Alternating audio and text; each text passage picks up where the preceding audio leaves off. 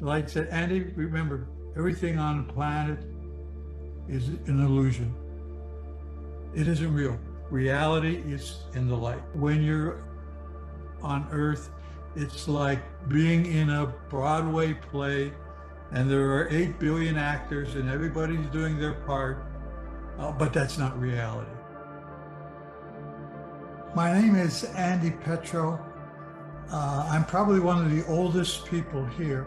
In fact, I'm going to be 84 sometime next week. I don't think of that date anymore because that doesn't mean much to me. But anyway, let me go back to the story. It was a few days before graduation from high school. We went as a class to a lake outside of Detroit. I'm swimming out to the raft to where my friends are. There's a floating platform out there. And about halfway there, I get really bad cramps and I can't kick anymore. And then I'm starting to drown. I go down one time. I'm struggling to get up to the top. I reach the top. I look over. I can see my friends on the platform. I'm waving to them, but I can't stay above the water. They're waving back, thinking I'm playing a game. And then I'm sinking down. From that point on, I never came to the surface again. As I'm going down deeper and deeper into the lake, it's getting really very, very cold. This is June, and lakes in Michigan in June don't know about summer. It's still really very cold, and I'm shivering and shaking, and I'm falling deeper and deeper, and then all of a sudden I can feel the weeds at my feet as they're going deeper, and now I can't see anymore. I don't know if it's because my eyes shut off or because it was really that dark. And then finally I hit the bottom of the lake and I hit in a sitting position. And I'm sitting there and I say, oh, this is great. Now I can just use my hands to push me up. And as I'm pushing down, my hands now get stuck in the mud. And now I'm there in terrible pain, frightened to death. And then I hear this voice. Someone's talking to me in my head, and the voice says, Andy, you have to relax and let go for just a minute. And I said, no, I can't. I need one breath of air. That's all I need. And then the voice says to me, no, Andy, you have to relax. You have to stop. You have to let go. And then I said to the voice in my head, okay, I'll let go, but do you promise to let me continue to fight? And the light says, yes, okay, we promise. And then I let go. And the minute I formed the word go in my head, I popped out of my body, frozen, cold, shivering, shaking. And in a minute, what I call a moment of no time, I'm now in a tunnel. And I'm looking around, and I'm not cold, I'm not freezing. I can breathe. I'm in a body, but I don't recognize the body. And I look around, and I see down as I'm looking over to the left, I can see down at the bottom of the lake, there's my body. And I'm saying, well, that's strange because I couldn't see down there, but I see it. And then I look away, and I was not concerned. And I turn in the other direction, and I see the tunnel, and at the end of the light of the tunnel is a bright light. And as I look at the light, it's so bright, I say to myself, this thing should be burning my retinas. This is the brightest thing I could ever imagine. It's like 1,000 suns all exploding at the same time.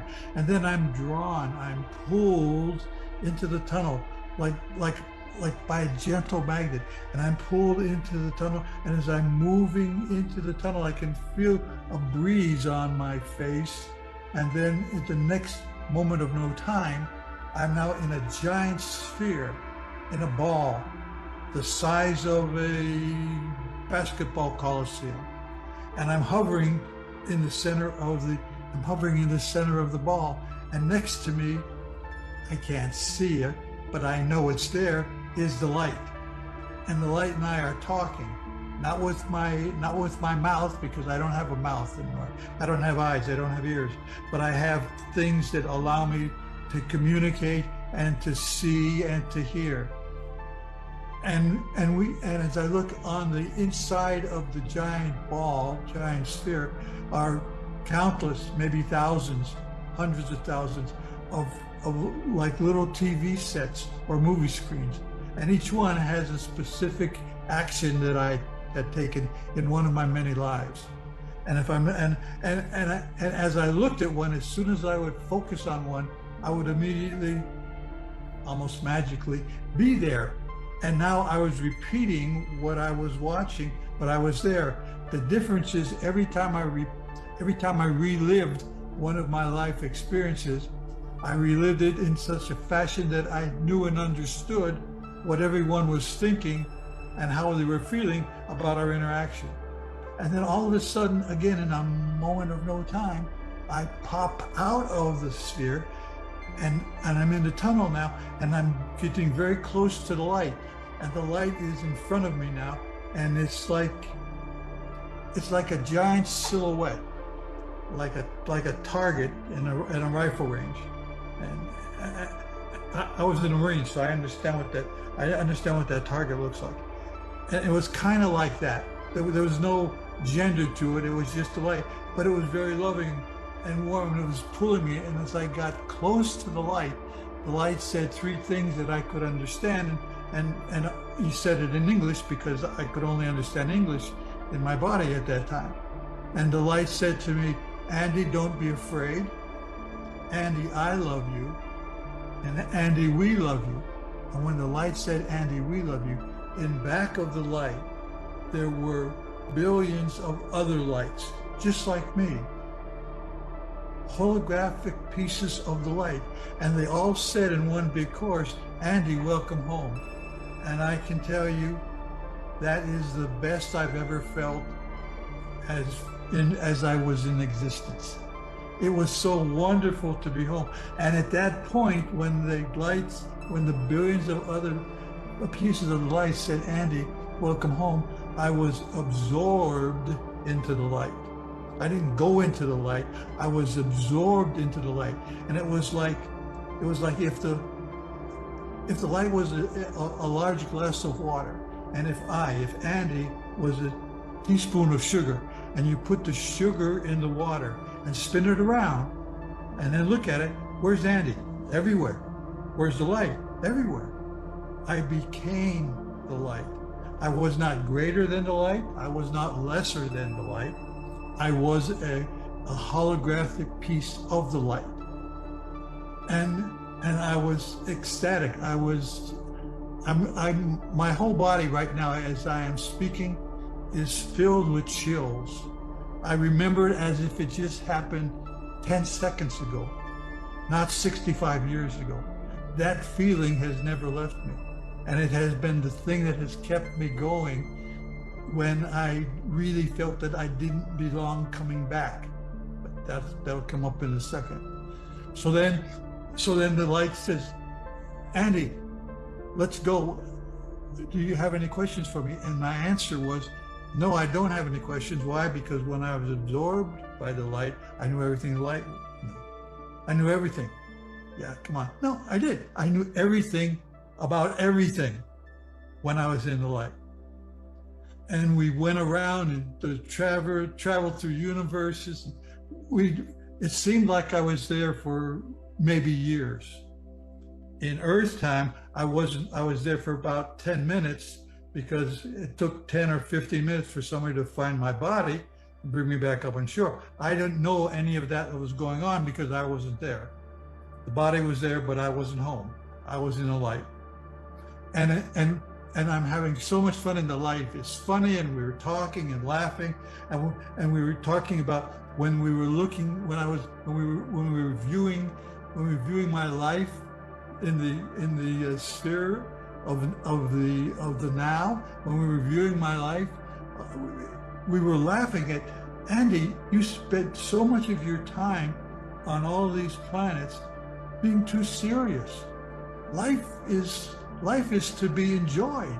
That's why you've come to the various planets to experience what you can experience in the light, because in the light there are no highs and lows.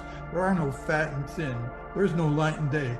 It's all unconditional love that consumes you and absorbs you, and that is the pinnacle of what it feels like to be an entity. So then, after that point in time, the light says to me, Andy, it's time to go back. It's time to go back. No. I said, no way, I'm not going back. I'm sorry. No, the answer is no. And the light says for the second time, Andy, you're going back. And I said, excuse me, did you hear what I said? I'm staying here. I'm home.